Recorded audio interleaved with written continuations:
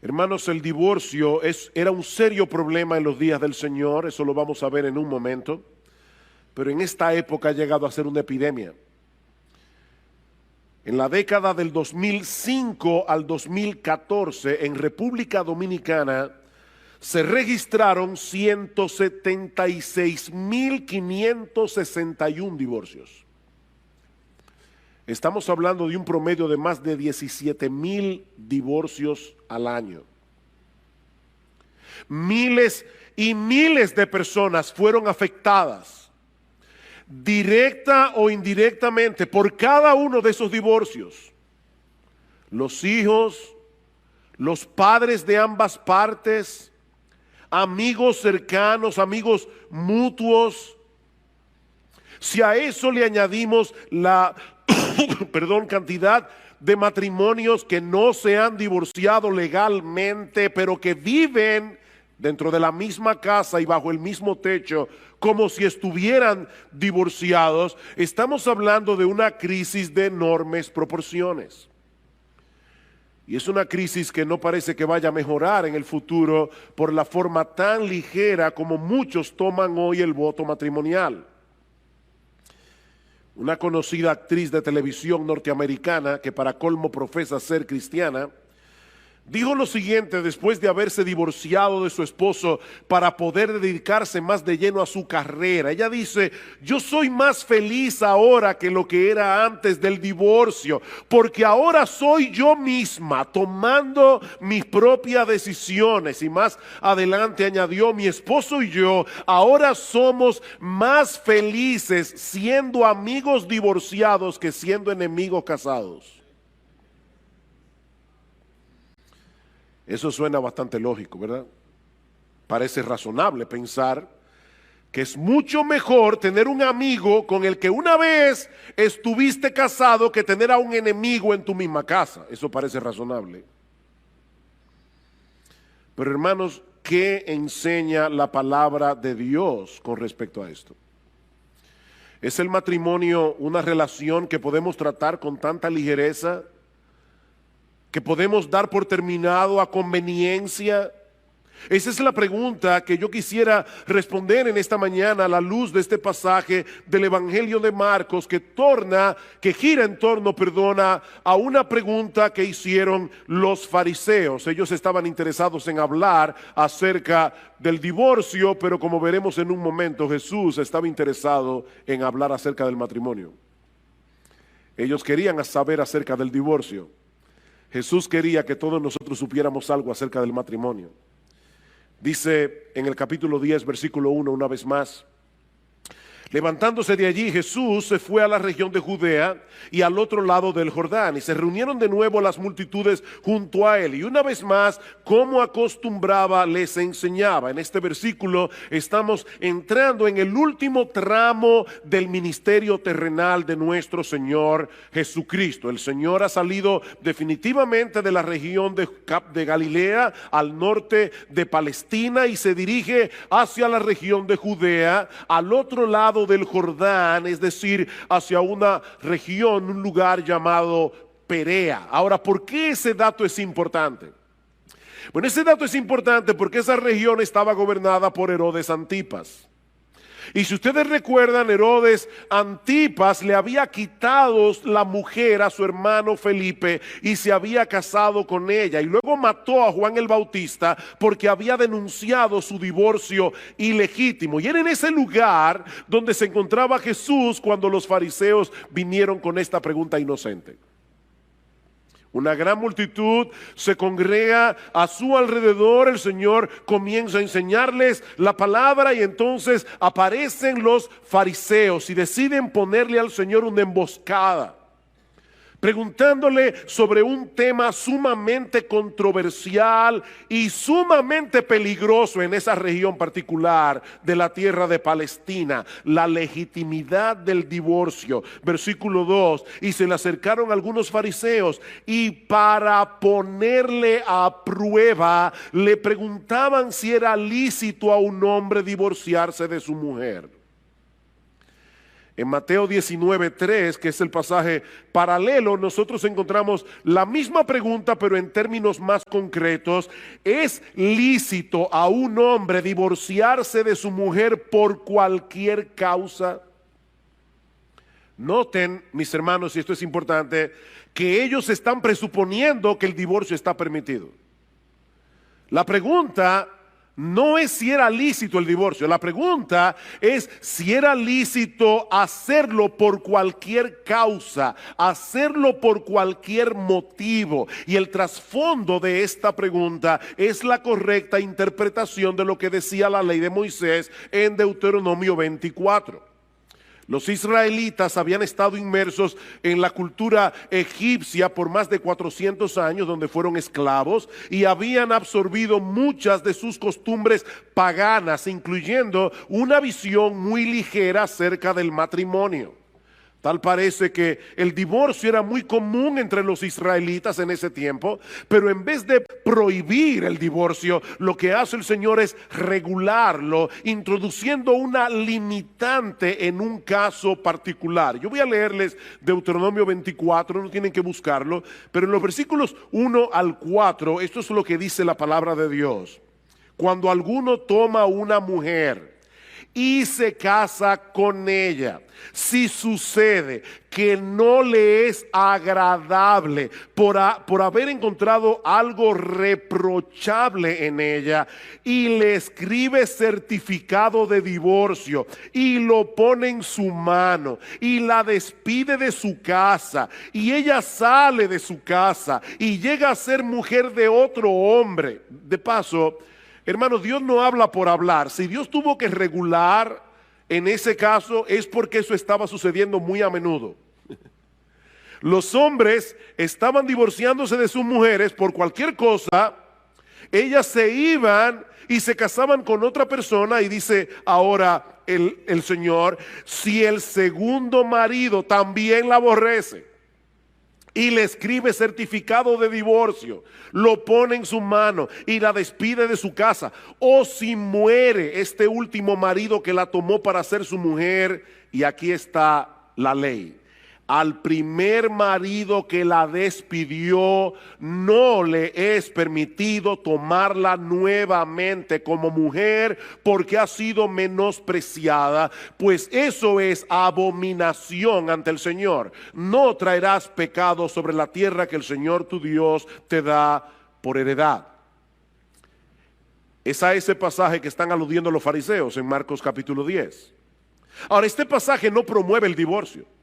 De hecho, este pasaje ni siquiera nos da un juicio de valor sobre cómo deberíamos ver el divorcio. Simplemente regula este caso particular. Si una persona se divorciaba de su mujer por haber hallado en ella algo reprochable, y esta mujer se casaba con otro hombre, si se daba el caso de que ese otro hombre también se divorciara o muriera, su primer marido no podía volver a casarse con ella bajo ninguna circunstancia. Y básicamente lo que Dios está diciendo aquí es: la mujer no es un juguete que tú puedes desechar cuando tú quieras y volverla a tomar cuando tú quieras. Piénsalo bien antes de poner en su mano una carta de divorcio. Mis hermanos, la relación matrimonial no es como el contrato de cable.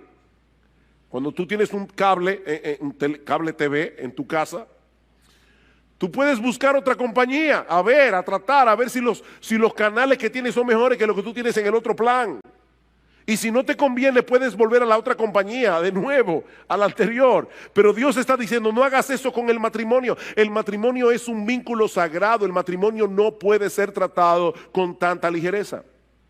Ahora bien, ¿a qué se refiere el texto de Deuteronomio 24 al hablar de algo reprochable o de algo indecente, como dice la Reina Valera del 60? Bueno, en el tiempo del Señor, y esa fue la razón de la pregunta, en el tiempo del Señor las opiniones estaban divididas con respecto a esto. Por un lado estaba la escuela de un rabino llamado Shammai, que decía que la única causa legítima para el divorcio era el adulterio. Obviamente, esa interpretación de Deuteronomio 24 tiene un gran problema. ¿Qué se hacía con las adúlteras y con los adúlteros en el Antiguo Testamento? Le aplicaban la pena capital, así que evidentemente era permitido el matrimonio por causa de adulterio, porque al adúltero lo mataban y la persona quedaba viuda, así que no había problemas, no había que regular sobre ese tema. Así que no puede ser de eso que está hablando Deuteronomio 24. Por otro lado estaba la escuela de otro rabino llamado Hillel, que decía que el texto de Deuteronomio 24 se refiere a cualquier cosa, literalmente cualquier cosa que hiciera que la mujer luciera desagradable o vergonzosa a los ojos del marido. Y por supuesto, además está decir que esa era la posición más popular entre los fariseos en el día del Señor. Noten una vez más la pregunta: ¿es lícito a un hombre divorciarse de su mujer por cualquier causa? ¿Tiene razón el rabino Hillel? Es lo que ellos le están preguntando. Mis hermanos, según el rabino Hillel, si la mujer quemaba el pan, eso era algo reprochable y por lo tanto una causa legítima para divorciarse. Si quemaba el pan. Si el hombre conocía a otra mujer que a sus ojos era más hermosa que la suya, su esposa había llegado a ser algo vergonzoso para él y podía divorciarse. De hecho, Flavio Josefo, que era un conocido historiador del siglo I, llegó a incluir el mal aliento como una de esas cosas reprochables. Imagínense esas pobres mujeres haciendo gárgara el día entero. Era increíble. Y aunque nosotros no tenemos el tiempo para considerar en detalle Deuteronomio 24, muchos estudiosos del Antiguo Testamento, y yo concuerdo con esto, piensan que esa cosa indecente, esa cosa reprochable puede referirse a una conducta indecorosa de parte de la mujer que no llegaba a ser adulterio. O sea, probablemente se refiere a un hombre que ve a su esposa comportarse de una manera que para él era vergonzoso, pero no llegaba a ser un adulterio que justificara que ella fuera condenada a la pena capital. Ahora, es un texto difícil. El punto es que los fariseos no estaban interesados en conocer su interpretación. Ellos querían hacer quedar mal a Jesús delante de la gente. Tal vez sospechaban que el Señor iba a estar de acuerdo con la posición más estricta y que eso iba a restarle popularidad. O tal vez esperaban ponerlo en una situación bien difícil con Herodes Antipas. Recuerden que Marcos dice, ellos lo pusieron a prueba. Esto fue una emboscada, mis amados hermanos. Ellos pusieron a Jesús en riesgo. ¿Cómo resuelve Jesús este dilema? Llevándolos a considerar el diseño original de Dios para el matrimonio. Ya vimos la pregunta de los fariseos, veamos ahora en segundo lugar la respuesta de Jesús. Versículo 3. Me encanta esta respuesta. Y respondiendo él les dijo, ¿qué os mandó Moisés? Es una pregunta interesante. El Señor apeló a la Biblia, no a la opinión de un rabino, no a ninguna escuela rabínica. Ellos estaban diciendo, ¿qué te parece lo que dice Hillel o lo que dice Shammai? Y Jesús le dice, ¿qué le parece a ustedes si vamos a la Biblia? ¿Qué dice Moisés? Jesús descansaba plenamente en la autoridad de las Escrituras, no en la opinión de los hombres. Mis hermanos, lo que la Biblia dice es lo que Dios dice. Lo que la Biblia dice es lo que Dios dice, porque este libro que fue escrito por hombres inspirados por el Espíritu Santo. No importa cuál sea el tema que estemos tratando, lo que Dios dice en su palabra es lo que le pone punto final a cualquier cosa. No lo que a nosotros nos parece más lógico en una situación particular. Y yo digo esto porque muchas veces cuando estamos hablando acerca de este tema del divorcio y del nuevo matrimonio, nosotros cometemos el error de argumentar a favor de una postura partiendo de un caso particular que apela a nuestra sensibilidad. Casos que no nos ayudan a ser objetivos porque apelan a nuestras emociones. ¿Cuántas veces hemos oído este ejemplo? ¿Qué debe hacer una mujer que está casada con un hombre que casi ni habla? Y cuando abre la boca, o es para pelear, o es para demandar algo, o es para criticar, ¿debe continuar casada con ese patán? Miren, mis hermanos, yo no quisiera que esto sonara a falta de empatía con las mujeres que están pasando por esa terrible situación, pero esa no es la primera pregunta que nosotros debemos hacer.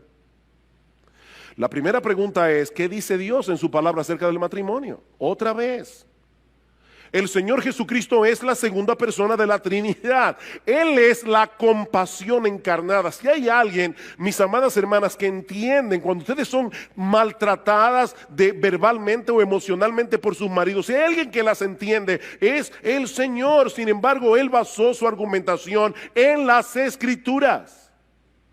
¿Qué dice la Biblia? Aunque este es un tema que nos impacta emocionalmente, hermanos, no podemos tomar decisiones sobre la base de nuestras emociones. Debemos tomar decisiones sobre la base de lo que Dios ha revelado en su palabra. ¿Qué os mandó Moisés? Versículo 4. Ellos dijeron, Moisés permitió al hombre escribir carta de divorcio y repudiarla. Y Jesús le dijo, sí, por la dureza de vuestro corazón os escribió este mandamiento, pero desde el principio de la creación Dios los hizo varón y hembra. Deténganse allí un momento. Los fariseos tenían una visión tan distorsionada del matrimonio que lo único que parecía importarles eran las disposiciones legales. Mientras el marido cumpliera con poner en la mano de su mujer desechada una carta de repudio tal como estaba estipulado en la ley, todo estaba bien. Pero Jesús quiere hacerles ver que lo que está en juego aquí es mucho más importante que un documento legal. Vuelvan al Génesis, les dice el Señor, para ver cuál fue el diseño original de Dios con respecto al matrimonio. ¿Cómo debía ser el matrimonio antes de la entrada del pecado, antes de que el pecado del hombre dañara las cosas? Porque ese diseño original, y subrayen esto en negrita, ese diseño original sigue siendo la norma para nosotros hoy. Sí, vivimos en un mundo caído, vivimos en un mundo dañado por el pecado, donde muchos matrimonios no son lo que deben ser, pero aún así el matrimonio debe funcionar conforme a su diseño original. Desde el principio de la creación, dice Jesús, Dios nos hizo varón y hembra. ¿Para qué? ¿Para qué nos hizo varón y hembra? Para que nos complementemos el uno al otro. Versículo 7. Por esta razón el hombre dejará a su padre y a su madre, y los dos serán una sola carne. Por consiguiente, ya no son dos, sino una sola carne. A pesar de lo estrecha que puede ser la relación entre padres e hijos, Cristo está diciendo aquí, la relación matrimonial está supuesta a ser mucho más cercana, está supuesta a ser mucho más íntima, porque a través del pacto matrimonial los dos vienen a ser uno. Una sola carne.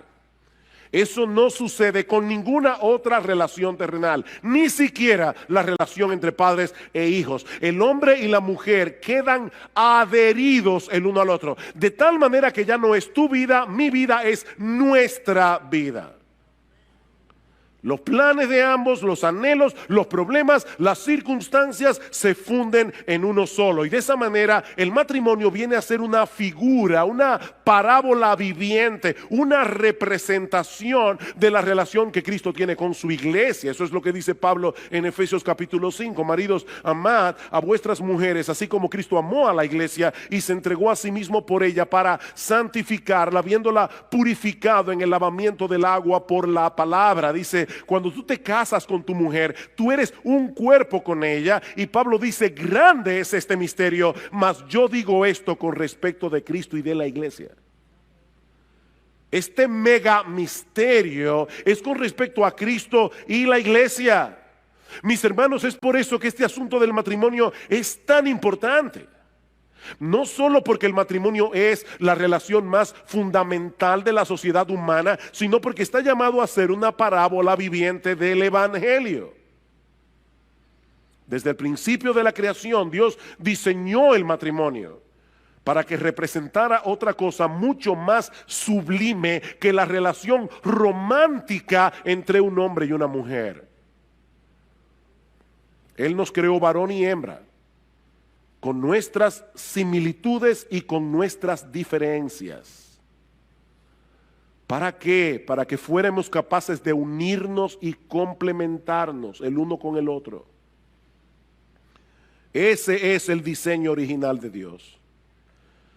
Esa es la norma que seguirá vigente hasta que nuestro Señor Jesucristo regrese en gloria. Un hombre y una mujer que abandonan padre y madre para unirse y llegar a ser una sola carne. No dos hombres, no dos mujeres, no un trío, ni cualquier otra combinación que los seres humanos en su locura y en su rebeldía contra Dios decidan hacer.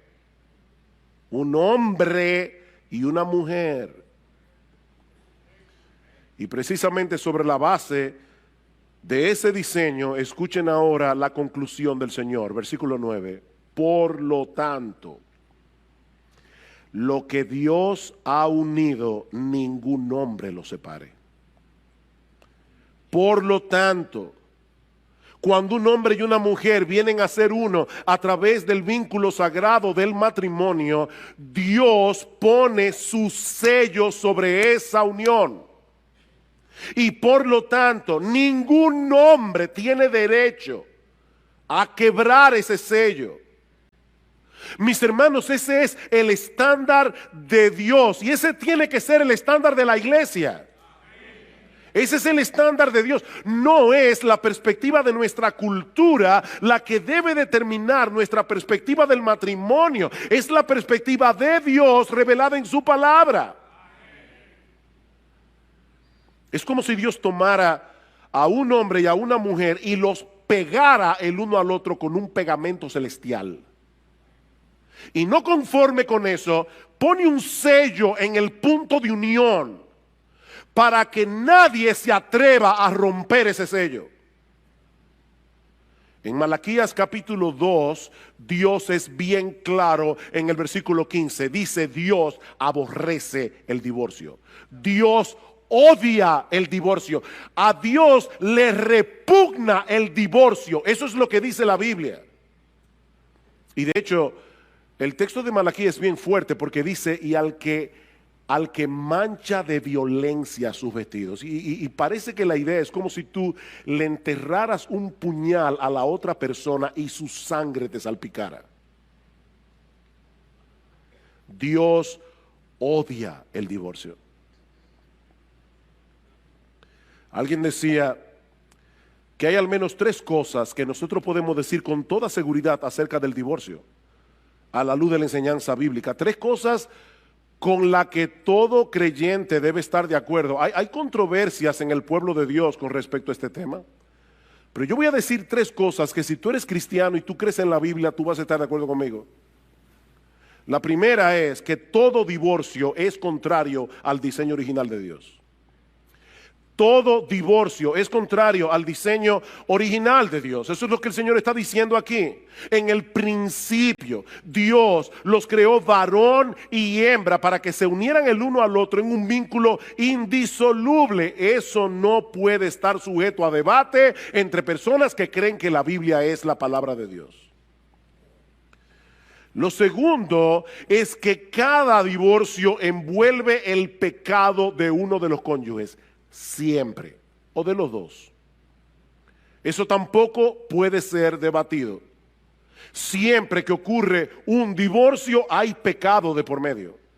Sea el pecado de uno, sea el pecado de los dos, pero alguien tiene que haber quebrantado la ley de Dios para haber llegado a ese punto de ruptura. Lo tercero es que cada pareja que se divorcia está separando lo que Dios unió.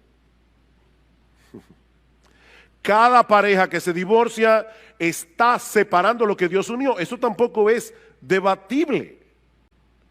Es por eso, mis hermanos, que resulta imposible tener un divorcio indoloro. Una vez alguien vino a mi oficina, una persona que no es miembro de esta iglesia, pero me dijo: pastor, yo necesito ayuda, me estoy divorciando de mi marido y yo quiero que usted se intervenga, nos ayude para que esto no sea traumático.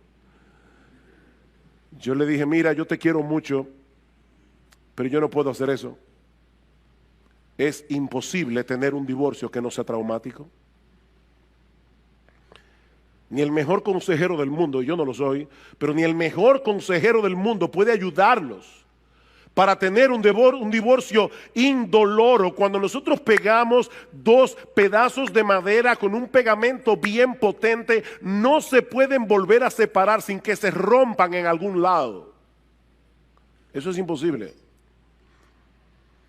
Todo divorcio es traumático, porque estamos rompiendo lo que Dios unió a través de un pacto. Pero hermanos, lamentablemente nuestra sociedad occidental ha sufrido cambios muy profundos en las últimas décadas, y eso atenta directamente contra esa perspectiva bíblica del matrimonio.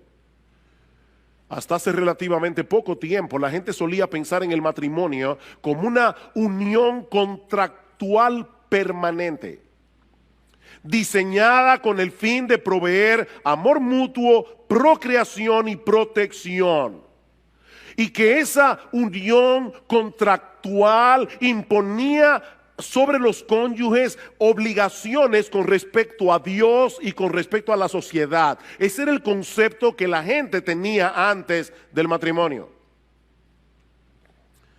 Pero desde hace unas décadas el matrimonio ha comenzado a ser percibido como un contrato sexual temporal, diseñado para la gratificación de las partes individuales.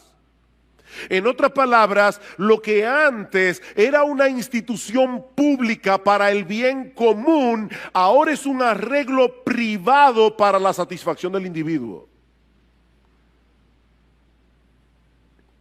Mientras esa relación me reporte beneficios, permanezco junto contigo.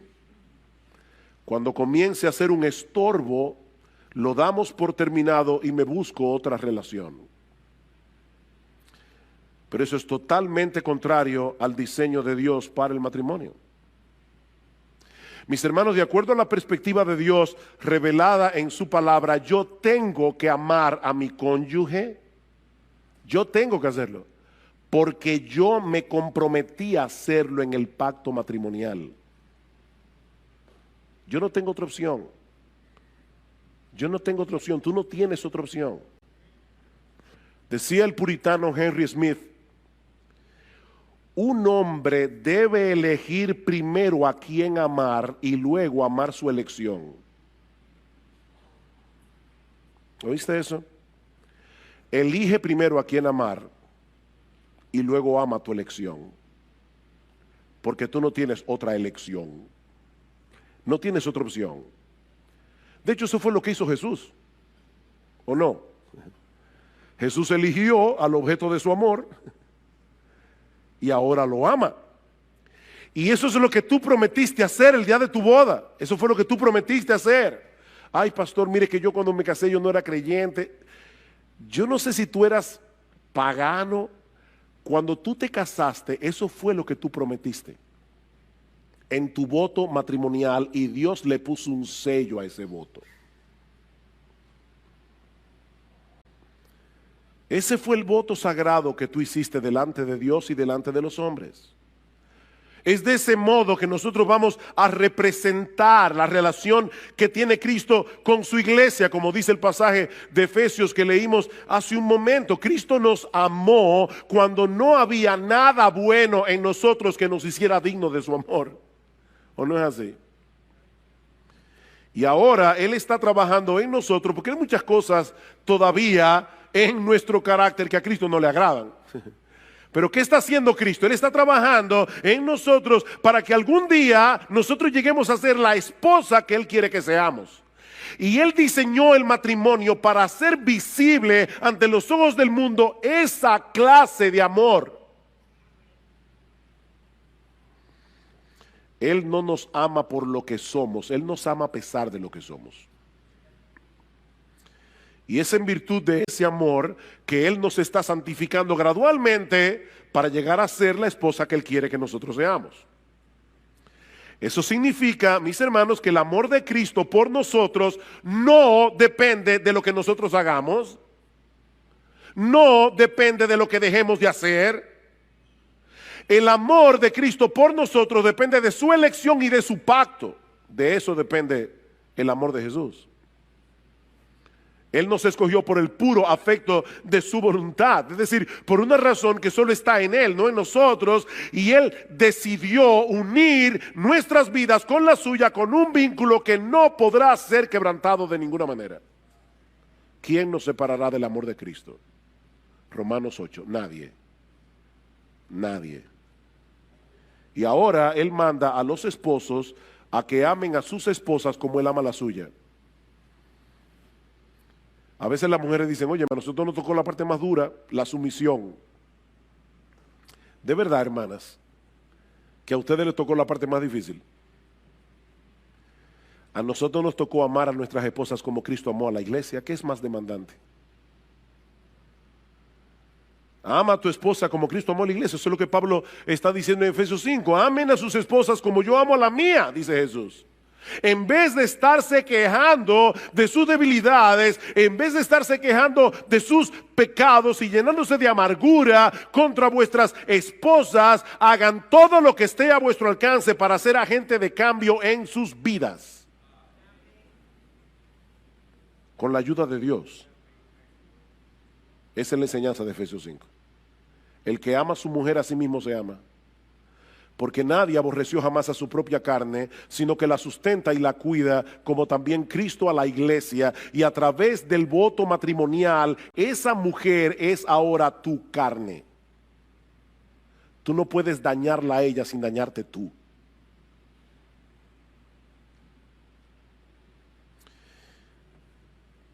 Yo les dije, hermanos, este pasaje, ¿verdad?, comienza con una pregunta sobre el divorcio.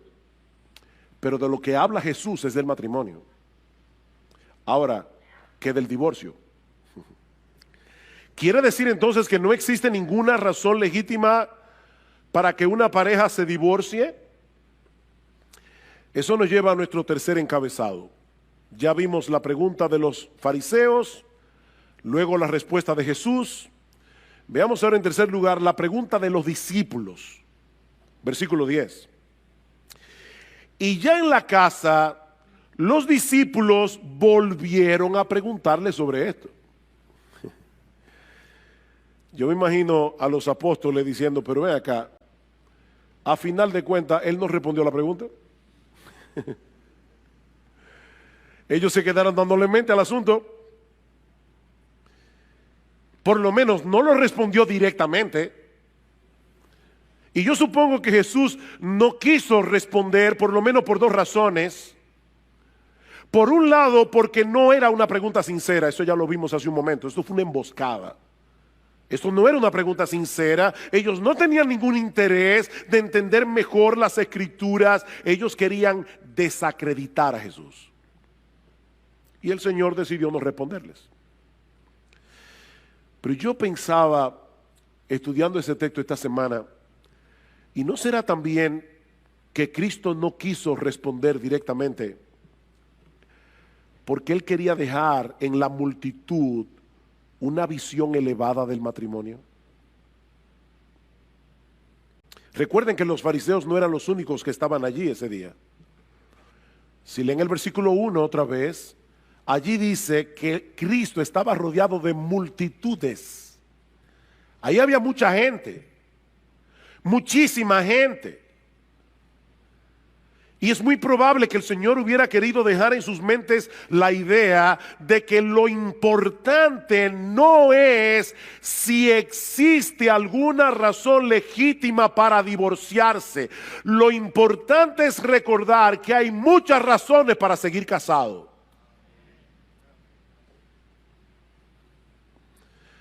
Pero los discípulos estaban inquietos. De hecho, en el pasaje paralelo de Mateo dijeron, ay mi madre, pero si eso es así no conviene casarse. Ellos estaban tan acostumbrados ya a esa cosmovisión de que se podían zafar de la mujer por cualquier cosa, que ellos llegaron a pensar, entonces no conviene casarse. Así que ellos vuelven a preguntarle al Señor en privado, y eso nos lleva a nuestro último encabezado, la respuesta de Jesús a los apóstoles. Versículo 11.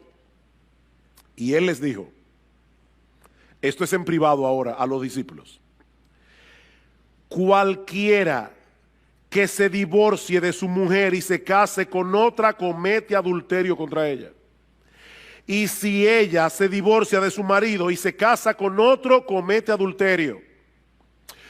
Ustedes ven, hermanos, por qué yo les decía que esto fue una trampa que los fariseos le pusieron a Jesús, no solamente por lo de Herodes Antipas. ¿Ustedes imaginan que Jesús viniera a un programa de televisión con un alto rating de audiencia y que le hicieran esa pregunta frente a las cámaras y Cristo dijera en nuestra sociedad, cualquiera que se divorcia de su mujer por cualquier causa, porque esa fue la pregunta, y se casa con otra persona, ha adulterado? Esta sociedad está llena de adúlteros. No hubiera sido muy popular. Seguro que no hubiera sido muy popular. Ahora, hermanos, es importante recordar cuál fue la pregunta que Jesús está respondiendo aquí en el Evangelio de Mateo. ¿Es lícito a un hombre divorciarse de su mujer por cualquier causa? La respuesta del Señor a los discípulos es por supuesto que no. Por supuesto que no. No importa lo que las leyes humanas digan al respecto. Lo que Dios unió, el hombre no lo puede separar. Ese matrimonio se registró en la oficialía celestial y Dios no lo ha tachado.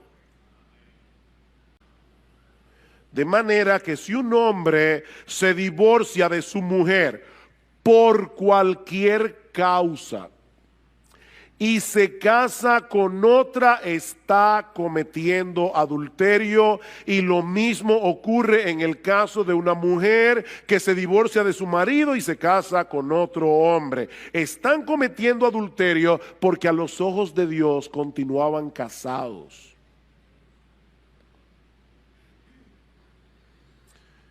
Mis hermanos, no hay que ser un experto en teología para entender lo que el Señor está diciendo aquí. Nadie tiene derecho a separar lo que Dios unió, a no ser que el divorcio se lleve a cabo por una causa legítima. Y eso es lo que vemos en la respuesta más completa que aparece en el pasaje paralelo en el Evangelio de Mateo. Mateo 19:9, y yo os digo que cualquiera que se divorcie de su mujer, salvo por infidelidad, y se casa con otra, comete adulterio. La versión Reina Valera lo dice de esta manera: yo os digo que cualquiera que repudia a su mujer, salvo por causa de fornicación, la palabra allí es porneia e incluye una amplia gama de pecados sexuales, salvo por causa de fornicación y se casa con otra, adultera, y el que se casa con la repudiada, adultera. Es la misma enseñanza que encontramos en el Sermón del Monte, Mateo 5:31. También fue dicho: cualquiera que repudie a su mujer, dele carta de divorcio. Pero yo os digo que el que repudia a su mujer, a no ser por causa de fornicación, hace que ella adultere, y el que se casa con la repudiada comete adulterio. Es sobre la base de esos dos pasajes que la mayoría de los protestantes a través de los siglos han sostenido, y nuestra iglesia sostiene esa postura, que el pecado de fornicación es la única causa legítima por la que Dios permite que la parte inocente inicie un proceso de divorcio. Ahora, noten, mis hermanos, lo que yo estoy diciendo y lo que no estoy diciendo. Yo no estoy diciendo que la parte inocente tiene que divorciarse. No, yo no he dicho eso. En el Evangelio hay lugar para el perdón y hay lugar para la restauración. Y siempre que sea posible, oigan lo que estoy diciendo, hermano, porque a veces no es posible. Siempre que sea posible, es mejor tratar de recomponer un matrimonio que está dañado que disolverlo. Siempre que sea posible. Pero Dios sabe que a veces no es posible y por eso Dios permite a la parte inocente tomar la decisión de dar por terminada la relación, siempre y cuando sea por causa de infidelidad. Así como en el Antiguo Testamento el adulterio rompía el vínculo matrimonial porque el adúltero era apedreado, lo que Jesús está diciendo es que en el Nuevo Testamento se da permiso al cónyuge inocente a que se divorcie por esa causa. Eso es básicamente lo que el Señor nos enseña en estos dos textos del Evangelio de Mateo. Alguien dirá, pastor, ¿y qué de 1 Corintios 7? Yo no tengo tiempo para entrar en 1 Corintios 7, pero Pablo está tratando allí dos casos muy diferentes.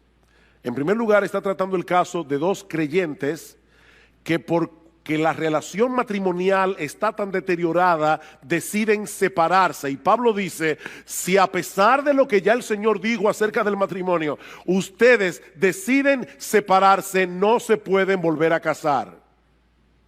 No se pueden, no tienen permiso de Dios para volverse a casar. Por supuesto, ahí Pablo no está tratando con el problema del adulterio. Si hubiera adulterio, habría que tratar ese caso independientemente. Pablo está diciendo dos personas que de repente, profesando ser creyentes, deciden separarse. No se pueden volver a casar. El otro caso que Pablo trata es un caso en el que hay un creyente casado con una incrédula o una creyente casado con un incrédulo. Mientras el incrédulo consienta en vivir con la creyente, no hay problema. Pero ¿qué pasa si el incrédulo decide él poner el divorcio? Entonces Pablo dice, no está el hermano o la hermana sujeta a servidumbre en semejante caso, y muchos exégetas entienden que lo que Pablo está diciendo allí es, no está el hermano o la hermana sujeta al voto matrimonial en ese caso, porque el incrédulo decidió romperlo, pero ella no. O él, creyente. Pero eso es otro caso.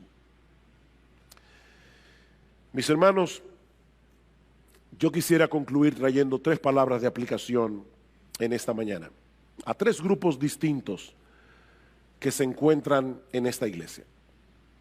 En primer lugar, quisiera dirigirme a los casados. A los casados.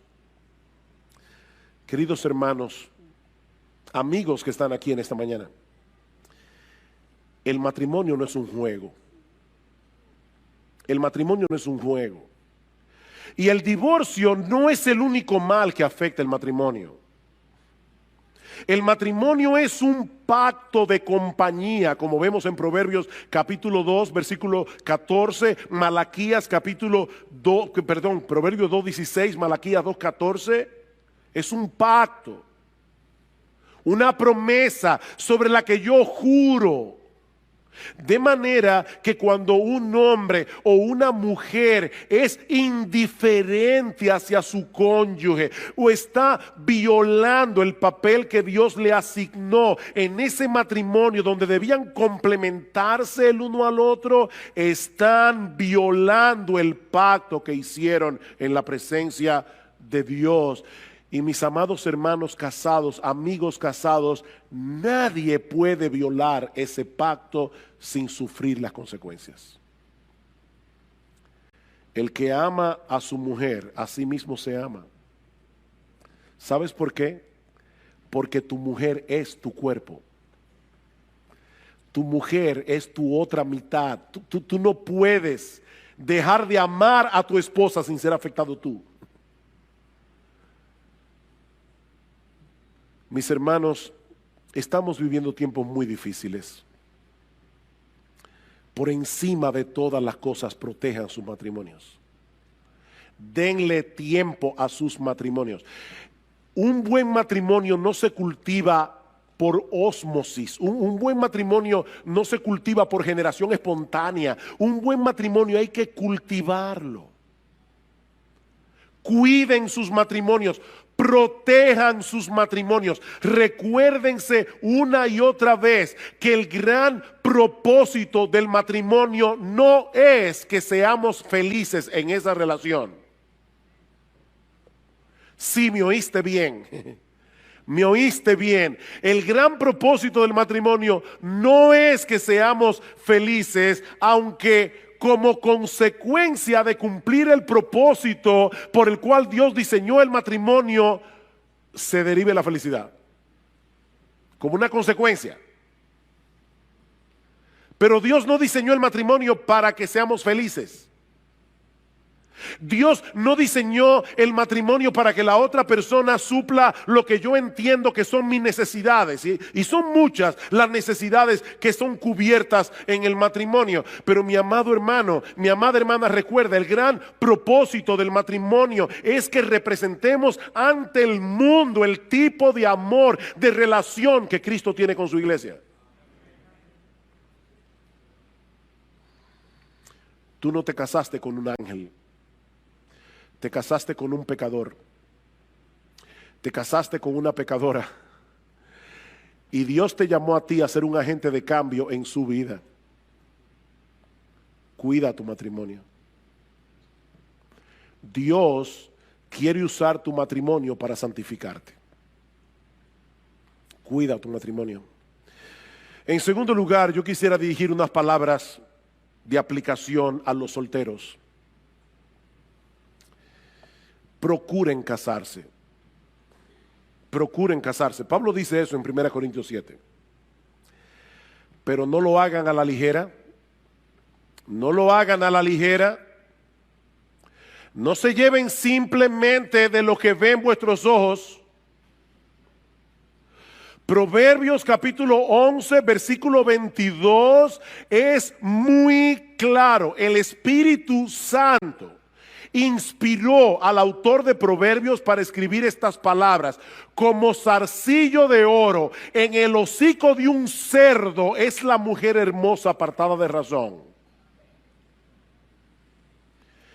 Si te casas por el zarcillo, créeme, los años van a pasar. El zarcillo se marchitará y te quedarás con el cerdo.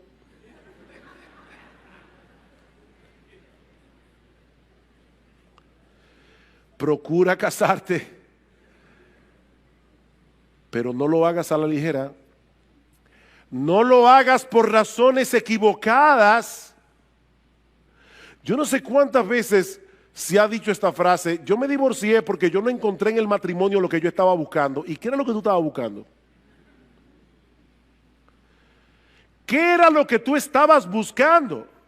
Porque tal vez el problema no es que la institución esté dañada. El problema tal vez no está en tu mujer o en tu esposo. El problema tal vez es que te casaste con expectativas equivocadas. No te cases por razones equivocadas. Sí, debes orar a Dios que te provea un compañero, pero pídele también que te prepare a ti adecuadamente para el matrimonio.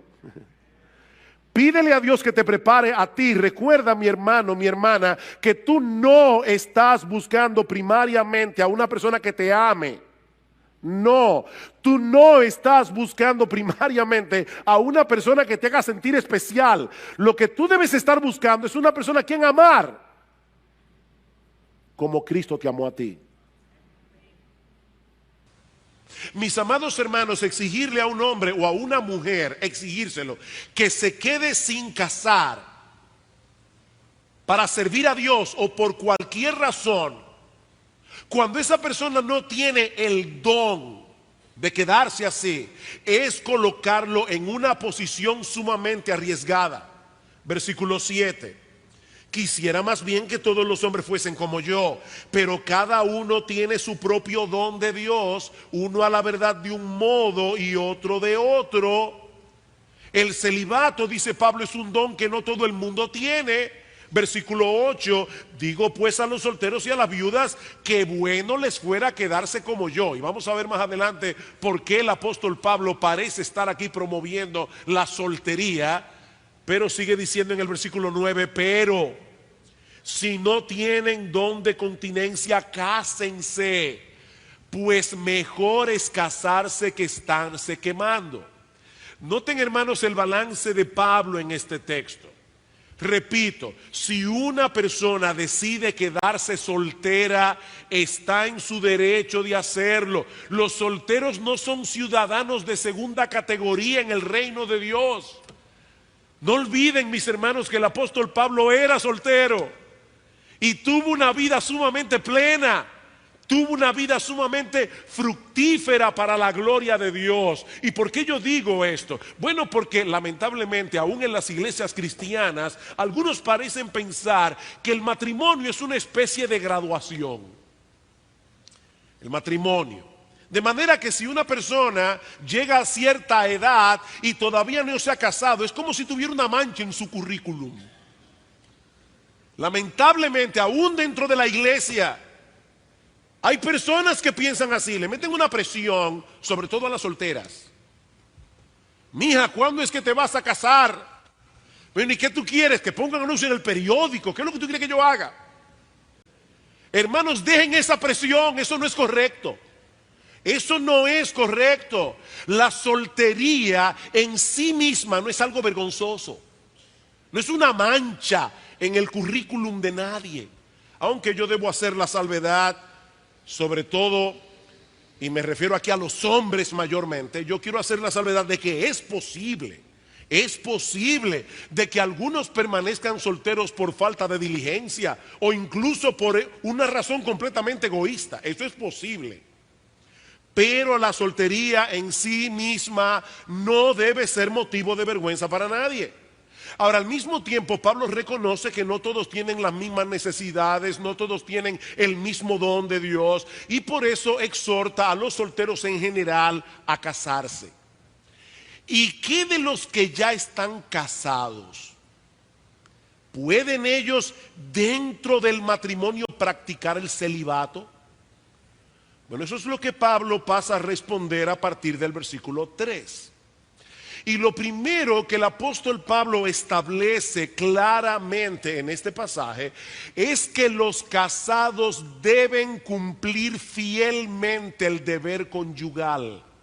Los casados deben cumplir fielmente el deber conyugal. El celibato no es una opción para una persona casada. Versículo 3. El marido cumpla con la mujer el deber conyugal. Y asimismo la mujer con el marido. Yo sé, mis amados hermanos, que este es un pasaje que no suena muy romántico, pero qué realista es. Lo que Pablo está diciendo aquí es que tanto el hombre como la mujer deben estar siempre dispuestos a cumplir el deber conyugal. Es decir, en palabras más claras, deben estar sexualmente disponibles para sus cónyuges, aún en aquellos momentos cuando no tienen deseos de hacerlo. Y la razón que Pablo da es muy poderosa. Desde el momento en que nos casamos, dejamos de tener derechos sobre nuestros cuerpos. Amados hermanos, voy a repetir eso otra vez. Desde el mismo momento en que tú dijiste en el altar, sí, acepto, tú dejaste de tener derecho sobre tu cuerpo. Versículo 4, la mujer no tiene potestad, no tiene autoridad, no tiene derecho sobre su propio cuerpo sino el marido. Ni tampoco tiene el marido potestad sobre su propio cuerpo sino la mujer. En la esfera normal de la vida, tu cuerpo te pertenece, es tu cuerpo. Ahora, hermanos, en la esfera del matrimonio, tu cuerpo le pertenece a tu cónyuge. Y quiero notar, quiero subrayar que en este pasaje el apóstol Pablo no le da más derecho al hombre que a la mujer. Pablo no le da más derecho al hombre que a la mujer. Miren, yo sé que hay personas que piensan que la Biblia promueve la represión sexual, que la Biblia contiene tabúes. Bueno, eso lo contienen versiones distorsionadas del cristianismo, pero no el cristianismo bíblico. No el cristianismo bíblico. La Biblia es muy clara, la Biblia es muy detallada con respecto a esto. Hay un libro entero de la Biblia, Cantar de los Cantares, dedicado al amor conyugal. No, la Biblia no trata este tema como un tabú. Y la Biblia dice claramente que en este asunto los hombres no tienen más derecho sobre la mujer. Ninguno de los dos deben negarle al otro lo que por derecho le pertenece. Versículo 5, no os neguéis el uno al otro, no lo hagan, a no ser por algún tiempo de mutuo consentimiento, para ocuparos sosegadamente en la oración, pero volved a juntaros en uno para que no os tiente Satanás a causa de vuestra incontinencia. O sea, Pablo dice que la abstinencia sexual en el matrimonio es una posibilidad, pero primero debe ser por mutuo acuerdo. O sea, no puede ser la decisión de una sola parte de la pareja, debe ser por mutuo acuerdo. En segundo lugar, debe ser por un propósito específico. Pablo dice aquí, para ocuparos sosegadamente en la oración, es decir, si alguno de los dos quiere tener un tiempo intenso de oración, sin ninguna cosa que le llame su atención, y por poco tiempo, dice Pablo, para que no se expongan a tentaciones innecesarias. Por supuesto, se sobreentiende por otros pasajes de las Escrituras, dice la Biblia que es más bienaventurado dar que recibir. Se sobreentiende que tanto el hombre como la mujer deben ser sensibles al estado en que se encuentra el otro. Hay momentos en que por amor a nuestro cónyuge debemos ser pacientes, esperar una ocasión más propicia, pero mis amados hermanos, sigue siendo un mandamiento que ninguno de los dos cónyuges tiene derecho a negarse al otro. La abstinencia es una concesión. Versículo 6. Mas esto digo por vía de concesión, hablando de la abstinencia. Dice Pablo, no por mandamiento. O sea, el mandamiento es que no se nieguen. Lo otro es una concesión. Lo otro es una concesión. Así que la primera enseñanza de este pasaje es que los casados deben cumplir fielmente el deber conyugal. La segunda es que los casados deben preservar sus matrimonios. Los casados deben preservar sus matrimonios. Versículo 10. Pero a los que están unidos en matrimonio, mando no yo, sino el Señor, que la mujer no se separe del marido. Y si se separa, quédese sin casar o reconcíliense con su marido. Y que el marido no abandone a su mujer. En estos primeros dos versículos, Pablo evidentemente se está refiriendo a parejas donde ambos son cristianos. ¿Y cómo lo sabemos? Bueno, porque a partir del versículo 12, como vamos a ver en un momento, Pablo se refiere a parejas mixtas y dice, eso es otro caso, donde hay un cristiano y uno que no lo es. O sea que en los versículos 10 al 11, Pablo está hablando a parejas cristianas. ¿Y cuál es la enseñanza de Pablo a las parejas cristianas? Que por mandato expreso del Señor Jesucristo, ninguno de los dos tiene derecho a dar por terminada la relación matrimonial. Por eso es que Pablo dice, mando no yo, sino el Señor. En otras palabras, esto es algo que Cristo enseñó directamente durante su ministerio terrenal. Vamos a Mateo capítulo 19. Evangelio de Mateo capítulo 19. Y hermanos, si hay una enseñanza que es importantísima en una época como esta en la que nos ha tocado vivir, es esta enseñanza de Cristo acerca del divorcio. El divorcio está a la orden del día. Cuando mi hija mayor se iba a casar, mi esposa fue con ella a contratar al individuo que iba a filmar el video de la boda. Y el trato era el siguiente: me dan la mitad del dinero ahora y la otra mitad antes del matrimonio, y yo hago el trabajo. Y mi esposa le preguntó por qué tenía que ser de esa manera. Digo, bueno, por una razón muy sencilla. Me ha pasado ya que una pareja que se va a casar me contrata para hacer el video, me pagan la mitad talante, se casan, a los 3 meses se divorcian, yo todavía no he terminado de editar el video y ya no me lo quieren pagar. Fíjense eso, antes de que él termine de editar el video de la boda ya están divorciados. Dicen, nadie me lo quiere pagar. Entonces él dice, páguenme ahora la mitad y la otra mitad antes de casarse, no después. Esa es la época, hermanos, en la que estamos viviendo. Ahora, en la época del Señor Jesucristo pasaba algo muy similar. Había una escuela rabínica, es decir, una escuela de enseñanza que decía que un hombre podía divorciarse de su mujer casi por cualquier cosa. O sea, por ejemplo, si un hombre iba por la calle y encontraba una mujer más bonita que la suya, ya la suya pasaba a ser indecente y podía divorciarse de ella y casarse con otra. Si le quemaba el pan, si la suegra se metía demasiado, cualquier cosa. Y es en el contexto de esa cultura de divorcio que un grupo de personas se acerca al Señor y le pregunta en el versículo 3. Vinieron a él los fariseos tentándole y diciéndole, ¿es lícito al hombre repudiar o divorciarse de su mujer por cualquier causa? Fíjense la pregunta. ¿Es legítimo que un hombre se divorcie por cualquier causa? Él respondiendo les dijo, ¿no habéis leído que el que los hizo al principio, varón y hembra los hizo? Y dijo, por esto dejará el hombre a su padre y a su madre y se unirá a su mujer y los dos serán una sola carne. Así que ya no son más dos, sino una sola carne. Por tanto, lo que Dios juntó no lo separe el hombre.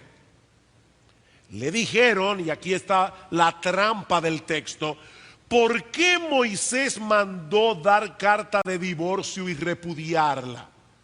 Fíjense, Moisés no mandó eso, Moisés lo permitió. Dios, a través de Moisés, dio un permiso, no un mandamiento acerca del divorcio.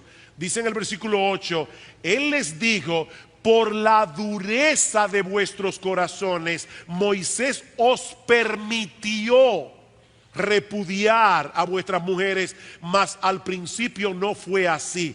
Y yo os digo que cualquiera que repudia a su mujer, salvo por causa de fornicación, y se casa con otra, adultera, y el que se casa con la repudiada, adultera. ¿Qué es lo que el Señor está enseñando aquí? Bueno, básicamente que la unión matrimonial no puede ser disuelta por el hombre. Esa es la enseñanza. La unión matrimonial no puede ser disuelta por el hombre. ¿Saben por qué? Porque no es el hombre que la produce. No es el hombre el que la produce. ¿Qué dice en el versículo 6? Así que no son ya más dos, sino una sola carne. Por tanto, lo que Dios juntó, no lo separa el hombre. ¿Quién es el que hace que a través del vínculo del matrimonio un hombre y una mujer vengan a ser una sola carne? Dios lo hace. Dios lo hace. Y miren, mis hermanos, no importa si los contrayentes son cristianos o no, Dios es el autor del matrimonio. Y por lo tanto, un hombre y una mujer que se unen el uno al otro por medio del vínculo matrimonial, no pueden disolver ese vínculo de ninguna manera. Es por eso que el Señor dice que el que se divorcia de su esposa y se casa con otra comete adulterio. Y el que se casa con la repudiada también comete adulterio. ¿Por qué? Porque a los ojos de Dios siguen casados. A los ojos de Dios siguen casados. Ningún juez terrenal puede disolver lo que Dios ha unido. Hermano, yo voy a repetir eso otra vez. Ningún juez terrenal puede disolver lo que Dios ha unido, excepto, dice el Señor, si la causa del divorcio es fornicación. Es decir, excepto si es por causa de adulterio. El adulterio es un pecado que atenta contra la esencia misma del matrimonio. Y es por eso que Dios le ha dado al cónyuge inocente la potestad de divorciarse si así lo desea. Ahora, fíjense, yo no estoy diciendo que el cónyuge inocente tiene que divorciarse. Lo que estoy diciendo es que la Biblia, Dios en la palabra de Dios, le da permiso al cónyuge inocente en caso de que la persona afectada decida dar ese paso. Y es a esa enseñanza de Cristo que Pablo hace referencia en 1 Corintios 7. Por ahí se dice: mando no yo sino el Señor, que la mujer no se separe del marido. Por supuesto, Pablo no está tratando en 1 Corintios 7 el divorcio por adulterio, porque ese no es su tema. O sea, Pablo no está hablando de ese tema. Recuerden, hermanos, que él está respondiendo a las inquietudes de los corintios en la carta que le enviaron. ¿Es correcto que ahora yo, que estoy casado, decida divorciarme de mi esposa para vivir una vida más santa y más entregada al Señor? Pablo dice: no, no, eso no sería más santo. Eso sería violentar la enseñanza de nuestro Señor Jesucristo. No está permitido que un hombre se divorcie de su esposa. Ahora bien, si a pesar de la clara enseñanza de Cristo al respecto, el cristiano decide separarse, y es probable, algunos comentaristas entienden que es probable que en la iglesia de Corinto ya habían hermanos que habían hecho eso, habían dado ese paso. O sea, cuando ya ellos le preguntaron a Pablo, probablemente ya habían tomado esa decisión. Pablo dice: bueno, si a pesar de lo que Cristo enseñó, un cristiano decide separarse de su cónyuge cristiano, que se quede sin casar, o que se reconcilie con su esposa o su esposo, porque Dios no ha puesto su sello de aprobación en ese divorcio. Dios no ha puesto su sello de aprobación. Esas dos personas siguen casadas. ¿Y qué de los que están casados con cónyuges inconversos? Ese es el tema de los versículos 12 y 13 de 1 Corintios 7. Y a los demás yo digo, no el Señor. De paso, Pablo no está diciendo: esto que yo voy a decir ahora es una opinión personal, esto no es inspirado. No, no, no, no. Lo que Pablo está diciendo es que el Señor Jesucristo no trató con ese caso directamente. Eso no fue algo de lo que Cristo habló. Y ahora Pablo está trayendo una nueva revelación. Pero Pablo estaba consciente de su inspiración divina. O sea, que nadie vaya a pensar: no hay que hacerle caso a eso porque eso lo dice Pablo. No, eso lo dice Pablo en la palabra de Dios, y toda la palabra de Dios es inspirada por Dios. Y habiendo aclarado eso, Pablo dice: a los demás, es decir, aquellos que tienen matrimonios mixtos, cristianos casados con no cristianos, digo yo, no el Señor, si algún hermano tiene mujer que no sea creyente y ella consiente en vivir con él, no la abandone. Y si una mujer tiene marido que no sea creyente y él consiente en vivir con ella, dice Pablo, no la abandone. Aparentemente, algunos en la iglesia de Corinto pensaban que tener esa clase de intimidad que una persona tiene en el matrimonio con su cónyuge, tener esa clase de intimidad con una persona inconversa, de alguna manera podía manchar su pureza delante de Dios. O sea, Pablo, ¿cómo es posible que yo voy a seguir atada a este hombre incrédulo, a esta mujer incrédula? No me mancha eso mi santidad delante de Dios, no mancha eso mi pureza, dada la relación tan cercana que tiene un hombre con una mujer en el matrimonio. Pablo le responde: no, es al revés. Es al revés, versículo 14. El marido incrédulo es santificado en la mujer, y la mujer incrédula en el marido. Pues de otra manera vuestros hijos serían inmundos, mientras que ahora son santos. Pastor, ¿y qué significa eso? Bueno, significa sencillamente que el hecho de que haya un cristiano en el hogar lo santifica. O sea, en vez de que eso haga impuro al cristiano, más bien la presencia de ese cristiano en ese hogar lo santifica. No en el sentido de que el cónyuge inconverso o los hijos automáticamente van a ser salvos por causa del creyente, no. La palabra santificar significa separar.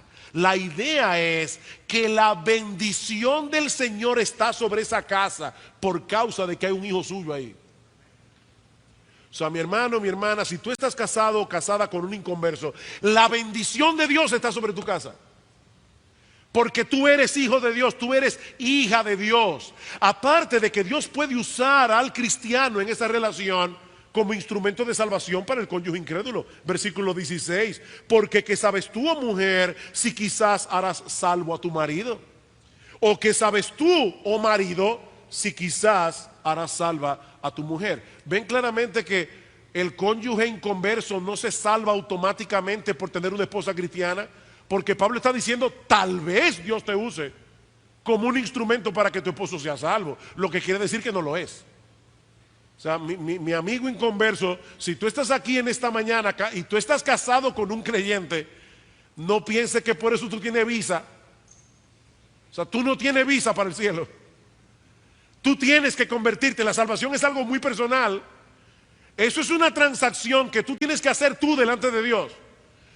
La salvación de tu esposa, la salvación de tu esposo no te salva a ti.